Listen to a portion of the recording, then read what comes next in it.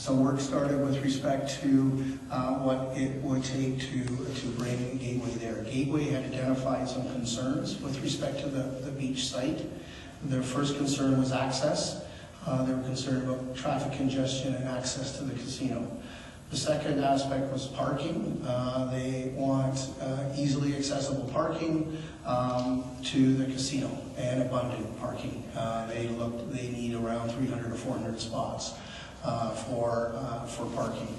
And the second thing is that they were looking to locate on a very specific property or location down at Beach Area 1. So they had identified an area that they wanted to locate, and that was the area. There were no other plans put forward. It was only that specific site, and that was the site that's been highlighted in the report that's outlined in red and formed part of a draft MOU that outlined what the town and Gateway were proposed. So it was only that site that was being considered, no other site. Now that's what Gateway indicated. They wanted to be located on that site.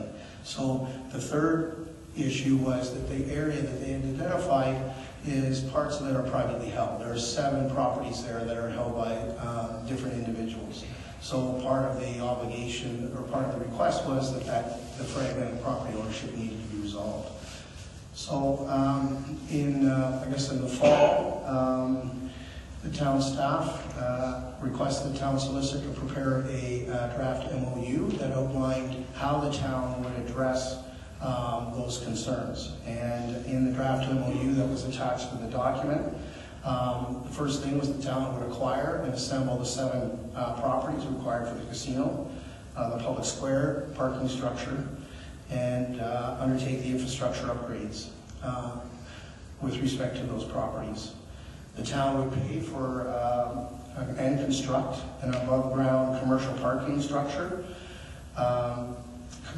comprising of a minimum of 300 spaces, and have this done by the opening day of the casino.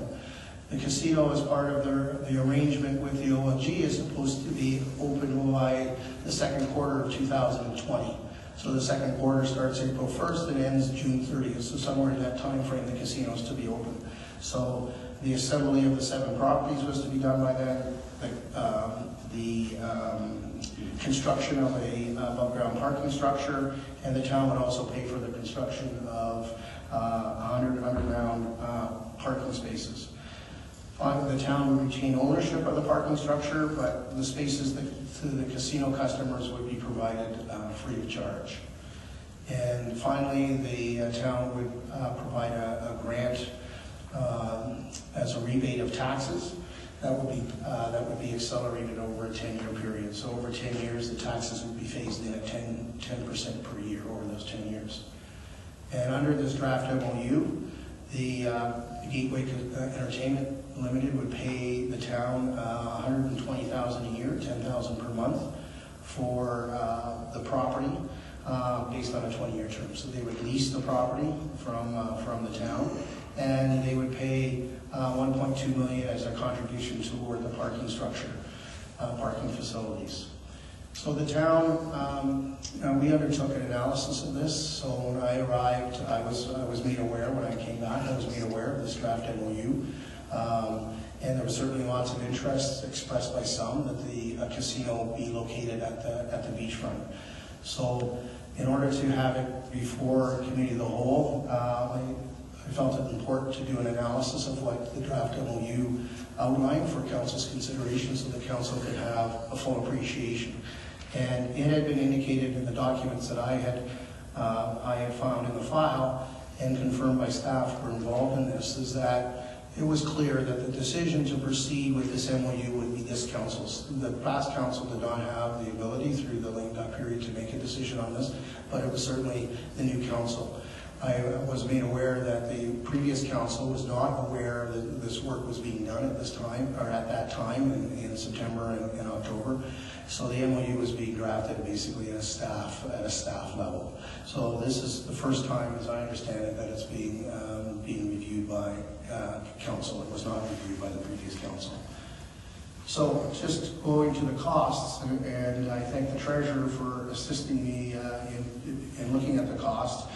Part of the background work that was done was that appraisals were done on all the properties. So in the document, it shows that the appraised values in total of the 7 properties is 8.2 million. However, it was also some preliminary work was done in conversations with the property owners, and they indicated what the value of the property they thought was, and they thought it was estimated around 21 million. And the reason I say estimated at 21 million is that one of the properties, it was proposed that there be a property exchange, so there was, I don't believe there was ever an asking price asked for, so an estimate was provided based on what the other estimates had been put in, but it was in reason. So 21, the property value ranged between 8.2 million and 21 million based on information that was available. The cost of the parking structure and underground parking would be about 14.5 million, and that was an estimate provided by the chief building official and based on industry standards for the construction of underground parking. There also have to be some town services relocated. In the Spruce Street parking lot, there is a chlorine contact chamber and some ancillary services, and those the cost of that would be about 1.4 million. And then there is insufficient hydro to service a large commercial user down there. So with the other developments that were being proposed, the residential developments, in order to supply power to a large commercial user, it would cost between $1.2 and $2 million. The total cost of the town commitments is between $26 million and almost $39 million for the casino to locate there. So from my analysis, the cost of the MOU is quite substantial, and to pay for these incentives, the town would have to debenture a minimum of 24.5 million and a maximum of 36 million, depending on where the cost of the properties landed. So there are revenues that the town would realize in terms of tax revenue and revenue from Gateway paying a host government payment. We estimated what those payments might be, and we've provided some information to council. And the treasurer amortized the costs of the revenues and the cost of the incentives over a 20-year period. And at the end of the 20-year period, we would be in a deficit position of about $4.9 million. So what we looked at was to say, well, how can we finance this? And we have a spending limit that the Ministry of Finance, thank you, Laura. The Ministry of Finance provides to, I can just go through my report. I'll just flip to the site plan.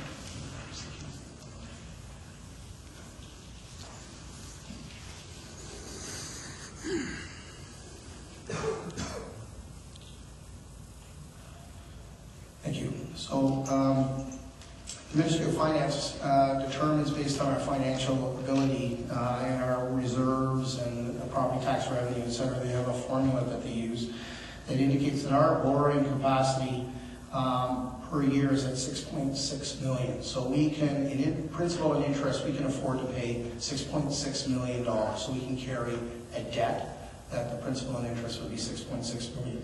Currently, we're carrying a 1.5 million for the beachfront and other debentures. If the cost of the casino debt is factored in, we'd be carrying debt of between 2.8 and 3.4 million dollars. And as council is aware, we have some major capital facilities on the horizon. We have a proposed new twin pad arena, and we have a new library. The cost of those facilities are approximately $32 million estimated at this particular point in time. So we can see that, that going forward, that we're going to have some significant capital. That's just recreation. We have other capital projects coming down the pipes, some major infrastructure from Public Works, from other departments within the town. So when we looked at our ability to be able to finance this in the long term, it became clear that we were starting to push up against the $6.6 million principal and interest debt limit. When we go to finance the recreation facilities, we don't know whether we're going to get infrastructure funding. We don't know if it's going to be a third, a half, or we're going to have to pay for the whole thing. So from the town's aspect, looking at it, saying in terms of our financial ability to be able to carry this debt, we looked at it saying that this might be a little bit beyond our capability. Now, as part of the funding model dealing with the casino, there was discussion while I was away about the sale of land down at the beachfront paying for this debt. So the land, as council may recall, there was a letter of intent with FRAM, and they were going to develop Beach Area 2, parts of Beach Area 1, and they were going to purchase property from the town. So parts of part of that revenue was to go and help pay for the town's commitment with respect to this. I haven't found anything in writing to that effect. That was more the kind of the theory in terms of how that would be done. So, in conclusion, Your Worship, members of council, it's exciting that Gateway has chosen Wasaga Beach. It's exciting that they're coming here. Council had indicated that it's prepared to receive the casino at any one of 5 sites. I know that Gateway is looking at alternative sites. They are doing their due diligence right now.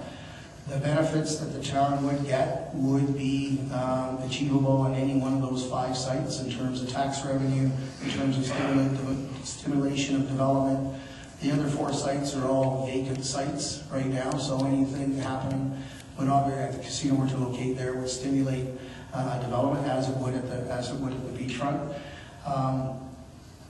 From the town, from staff's perspective, and from my perspective, I don't recommend that council proceed with the MOU as it's drafted.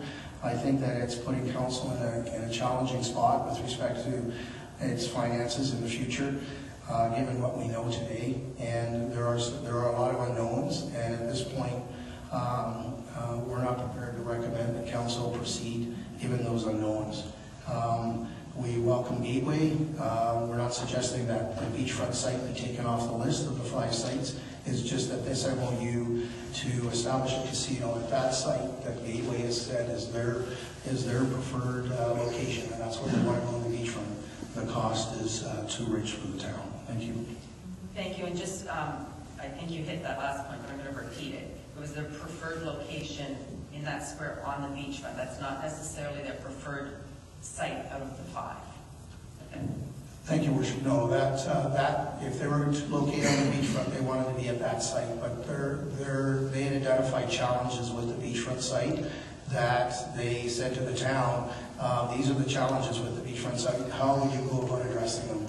And I don't believe that the beachfront site is the preferred site. I just wanted to communicate that there were no other alternative sites on the beachfront being considered. It was only that site that had come forward to the town. Thank you. And thank you to you and Jocelyn for getting this report together so quickly. It's extremely thorough, so I appreciate that. Is there any comments or questions? Councillor Kinney? Thank you, Worship. First of all, I want to state that I have confidence in the report that we just received from staff. We've got no reason to doubt that at all. I want to thank the CEO and the Treasurer for doing that. From my own opinion, I feel that if we do go ahead with the MOU, it's going to put a heavy, unreasonable burden on all the residents and taxpayers, keeping in mind that the majority of council are in favor of going ahead with those other capital developments, such as the arena and the library, and the factor that Gateway was given 5 sites. I think we should still have that ability to have 5 sites, but I think we have to be realistic in that Gateway is coming to Wasaga Beach, and that the other capital developments like the arena and the library should be put in priority for us as a council. Thank you. Thank you, Councillor. Deputy Mayor Bray? Thank you. I was a member of the previous council, and when I saw this memorandum of understanding, I was quite shocked. I think when I read what staff were willing to give away to see the casino on the beach was really quite a shock, and I'm not sure that our town can afford it. People that I spoke to during the election and since, the majority don't support the casino on the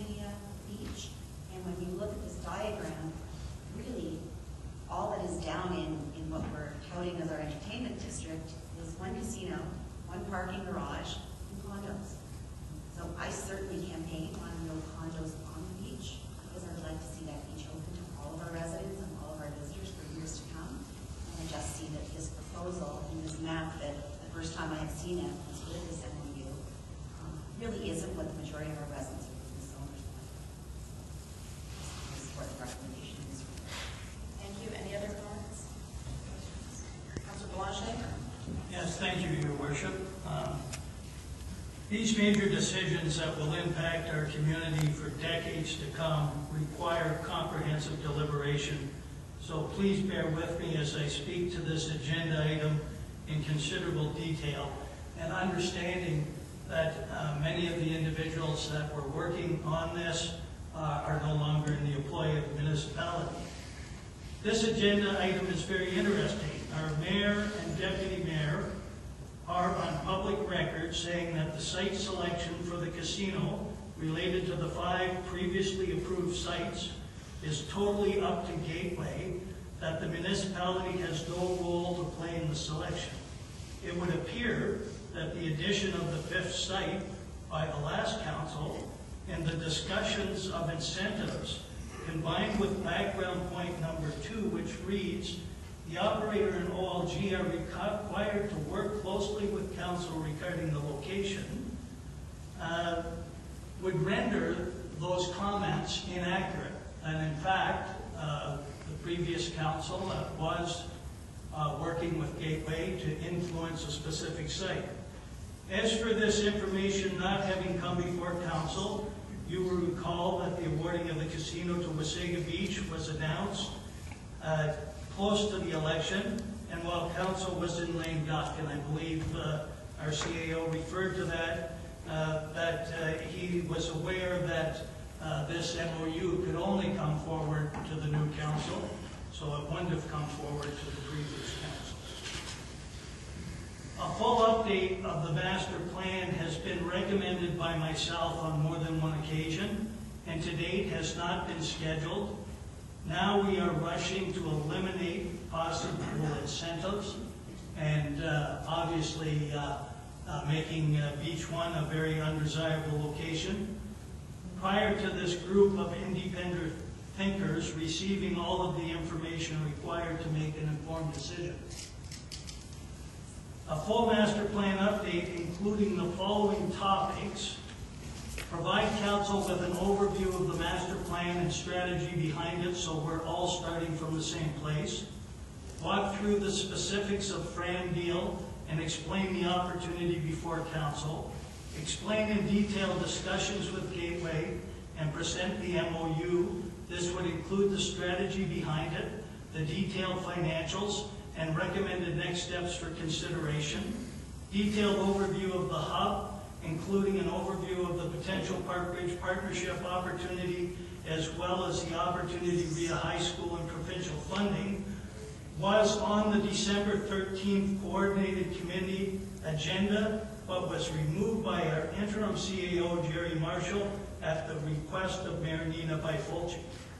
Important to note that the previous mayor, that is Cal Patterson,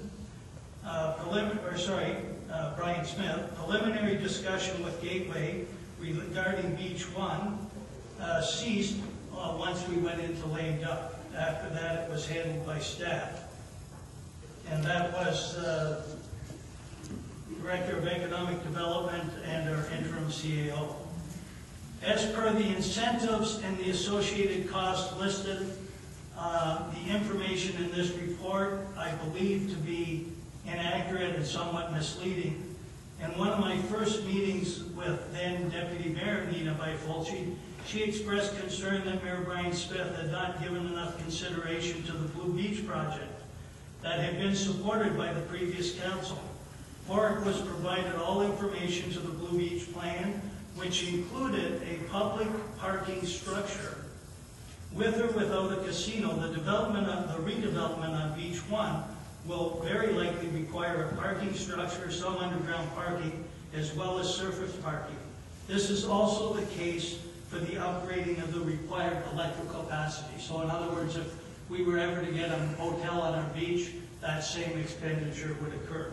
As for the cost of acquiring private property, you will note on page 2 that the illustrated possible site plan was created by Gateway. To avoid these costs, the proposed plan suggestion, what in the works, was to move the casino to the west so that it was entirely located on town-owned land. Again, this information would have been included in the master plan update had it gone forward as scheduled. Important to note that the best individual to provide this update was Andrew McNeil, our Director of Economic Development, who was involved in every aspect of the master plan, but is no longer employed by the town. As indicated earlier, Gateway had made it known that their interest was related to only 2 sites, Highway 26 roundabout and Beach 1. Discouraging or eliminating Beach 1 moves Gateway to choose the roundabout unless council works to have Gateway choose the Waterworld site, which generates far more economic benefit for Wasaga Beach. In reviewing the Beach 1 location, it is also important to note that the estimated $20 million building becomes an asset to the town in a long lease, not mentioned in our CA's report. And we renegotiate after 20 years the lease, but retain the asset. This was an important omission, I thought. In summary, in my opinion, it is not responsible if this council continues to make major decisions impacting the long-term economic viability of our town without a full and comprehensive update of the master plan, including financials, impacts on taxation, net economic benefit, and the economic impact related to the top 3 sites chosen. And also to include investment strategies that minimize the impact on taxation. Thank you. Thank you, Councillor. Is there any other comments before I move on? Sorry. You just hit your button. Thank you. I'll start by clarifying a comment that was made. At no time did I say that Brian Smith did not give the Blue Beach development project enough attention. It was rather the plan that the 2010 to 2014 council worked on. It was not Blue Beach, which was the Money Brothers. The MOU presented to Gateway was done without direction or support at the council table during the past term. Incentives were presented to Gateway without council's endorsement or knowledge. Gateway shared their genuine concerns about the beachfront location, and without the incentives provided, it would not have made good sense for them to locate there, and I don't blame them for this. It's my opinion it does not make good business sense for this council to follow